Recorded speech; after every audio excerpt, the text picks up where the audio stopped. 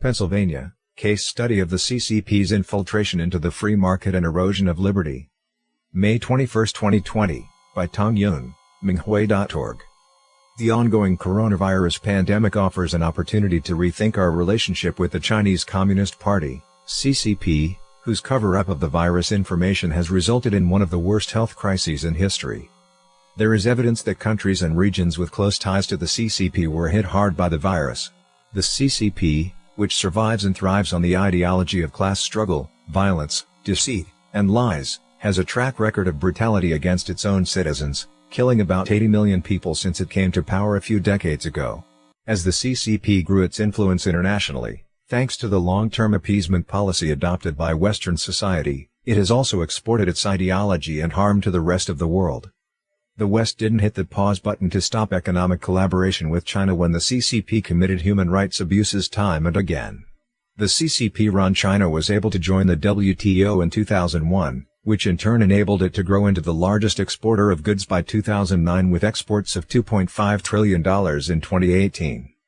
China's growing economy gave the CCP unparalleled leverage for domestic suppression of people of faith, such as Falun Gong practitioners, and dissidents, such as students in the 1989 democracy movement and whistleblowers during the coronavirus pandemic, as well as for international expansion of influence, such as silencing human rights criticism from other countries and the United Nations, and influencing organizations such as the WHO during the coronavirus pandemic. In this article, we would like to use Pennsylvania in the U.S. as an example to highlight the CCP's infiltration of the global financial markets and erosion of liberty. As of May 17, 2020, Pennsylvania has over 65,000 confirmed coronavirus cases, 6th place in U.S., with a death toll close to 4,500, 4th place in U.S. Stocks and mutual funds. China's Ant Financial, Vanguard announced China Advisory Venture. Read the title of an article published by Reuters on December 14, 2019. China-based Ant Financial, also known as Alipay, is an online payment service affiliated with Alibaba, the largest e-commerce company in China. Vanguard Group, based in Valley Forge, Pennsylvania, is the largest provider of mutual funds in the world, with close to $6 trillion in assets under management. The joint venture will be operated by Ant Financial, with 51% of the ownership, while Vanguard, with 49% of the ownership, will provide strategies on investment and funds allocation, according to information from QZ.com and Bloomberg. Such collaborations have raised concerns from analysts because they provided nearly unlimited resources to fuel the CCP regime. For example, after long-time rejection due to various concerns, Morgan Stanley Capital International, MSCI, FTSE Russell, and S&P have all added Chinese stocks to their flagship benchmarks. As one of the biggest index compilers, MSCI alone has about $12.3 trillion in assets benchmarked to its products, wrote an article on May 6 from Washington Post with the title of How Ordinary U.S. Investors Own a Piece of China.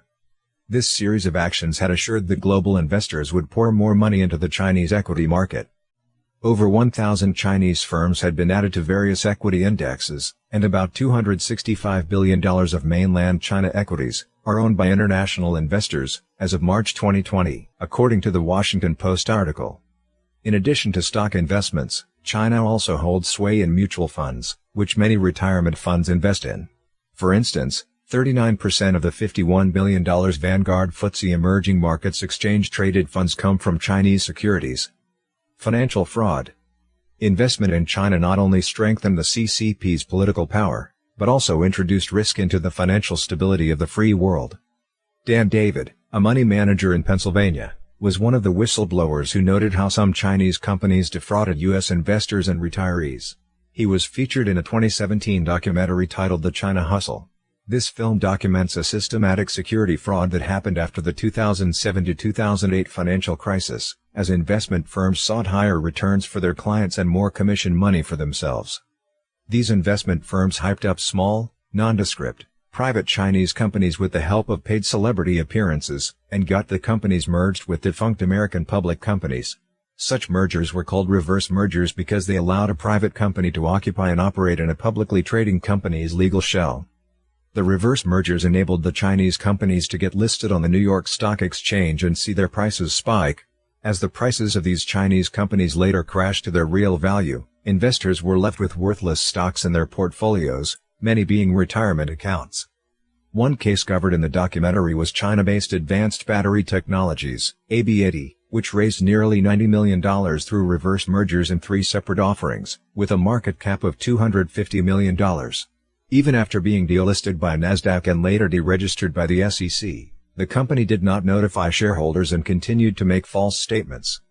Reverse mergers were common, and the documentary said that 1 out of 40 CEOs in China was jailed for committing such fraud. Cases like these were reported to the FBI, but little was done to address them. Alex Gibney, one of the producers for this documentary as well as a 2005 documentary Enron, The Smartest Guys in the Room, explained the danger of investing in Chinese companies during an interview with MarketWatch in 2018. Yes, a lot of money is flowing around, but can you count on the kind of stability that you hope for if you're a pensioner, or a nurse, or a doctor just hoping to keep their retirement savings intact? Investors need to understand the risks of what they are investing in. Every single Chinese company that goes public in the US has a complex and convoluted structure, ostensibly a loophole to enable Western investment in a market that prohibits outside investors. But it also protects the core Chinese company through a host of offshore shell companies and subsidiaries, wrote an article in MarketWatch on May 16 regarding the scandal of Luckin Coffee, a Chinese company known as China's Starbucks and caught recording bogus sales that were never made. The article continued, on top of these structural issues is the biggest problem of all, that the accountants who sign off on company financial statements in China don't have access to those companies' actual books and records, only what they are allowed to see. Infiltration of U.S. educational institutions. Data shows that hundreds of non-U.S. organizations, with China being the biggest donor, had made financial gifts to the University of Pennsylvania since 2013, reported an article in the Philadelphia Inquirer on February 24, 2020, titled "Penn Got $258 million in foreign money, and there may be more it hadn't disclosed."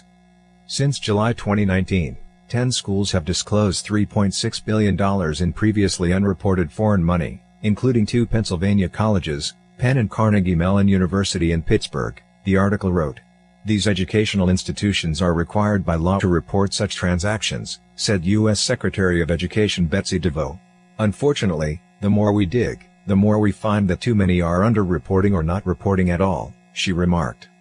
The Philadelphia Inquirer article also cited a Bloomberg report that found that the University of Pennsylvania received the 3rd highest funding from China, totaling $67.6 million, behind Harvard and the University of Southern California. But the actual numbers could be much higher since the Higher Education Act only requires disclosure for gifts or contracts of $250,000 or higher. The CCP's infiltration of U.S. higher education institutions through donations gives it leverage to influence American colleges. Take the University of Pennsylvania's Wharton Business School as example. After launching the Center for the Study of Contemporary China, CSCC, in 2012, Wharton China Center was opened in Beijing in March 2015. Zhang Qiyue, Chinese Consul General in New York, visited the University of Pennsylvania in July 2016, and emphasized China's commitments to collaborate with the U.S. His visit was followed by the establishment of the annual Penn-Wharton China Summit. The Belt and Road Initiative, BRI, was proposed by the CCP in 2013 and was viewed by many Western countries as China's expansion of influence into Europe, Asia, and Africa. A report issued by Wharton in April 2019 titled China's Belt and Road Initiative, Why the Price is Too High, however, only discussed the risk and return of the initiative for China, without analyzing the initiative's effect on other countries' sustainability and long-term stability.